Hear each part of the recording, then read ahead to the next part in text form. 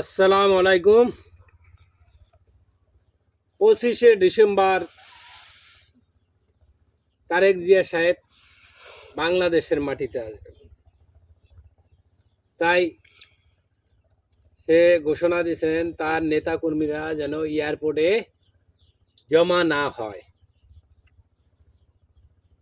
কিন্তু তারেক জিয়া সাহেবের কাছে আমার একটা প্রশ্ন, তারেক জিয়া সাহেবের কাছে, পুরো জাতির কাছে আমার একটা প্রশ্ন।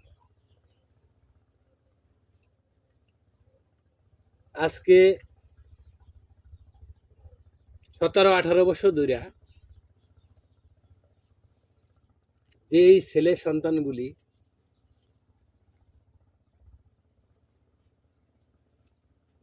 তারেক জিয়া সাহেবরে দেখে না, অনলাইন ইউটিউব ফেসবুকে দেখে। এরকম আমার ছেলে 21 বছর বয়স, কোনোদিন তারেক জিয়ারে দেখে নাই।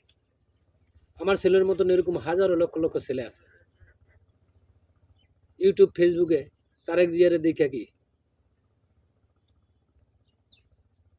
তাকে ভালোবাসছে, তার আদর্শ কি নিয়ে তারা চলার নতুন স্বপ্ন দেখছেন, নতুনভাবে চলার। কিন্তু তাকে বাস্তবে দেখে নাই, অনলাইন ইউটিউবে দেখছে। কিন্তু আমার প্রশ্ন হইল যে এই ছেলেগুলি গিয়ে হ্যাঁ কী করে ফিরেই রাখবে? হ্যাঁ, ওই এয়ারপোর্টে থেকে না যাওয়ার জন্য কী করে ফিরে রাখবো? যদি নেতাকর্মীরা নাও যায়, এই যে 10 থেকে 25 বছরের ছেলেপেলেগুলি আছে, হ্যাঁ, যারা তারেক জিয়ারে ভালোবাসে, তারেক জিয়ার আদর্শভাবে চলা, আদর্শ বুকে ধারণ করছে, এই ছেলেপেলেগুলি কি এতটা বছর পরে তারেক জিয়ার জীবনে দেখে নাই?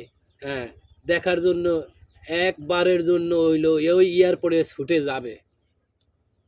হ্যাঁ, এই লক্ষ লক্ষ যুবকরে কি করে সামাল দেবে তখন তারেক জিয়া সাহেব? হ্যাঁ, কিন্তু নেতাকর্মীদের বাদই দিলাম, কিন্তু এই লক্ষ লক্ষ যুবকরে, হাজার হাজার যুবকরে কি করে সামাল দেবে? ঠিক আছে, এরা তো যাবে। তবে আমি বলবো যে দেশের সরকার, হ্যাঁ, যাতে এয়ারপোর্টে ঠিক মতন তারেক জিয়া সাহেবকে রিসিভ করে, বা আইন শৃঙ্খলা বাহিনী সুন্দরভাবে নিয়ন্ত্রণ রাখে, তাহলে কি এই যুবকরা যাইয়া দেখা তাকে এক নজর দেখার পরও তার কি মনের ইচ্ছাটা, অনুভূতিটা সে পূরণ করতে পারলো কি আমি তারেক জিয়া সাহেবরে সরাসরি দেখছি। এই বলে আমার কথা আমি শেষ করছি। খোদা হাফেজ।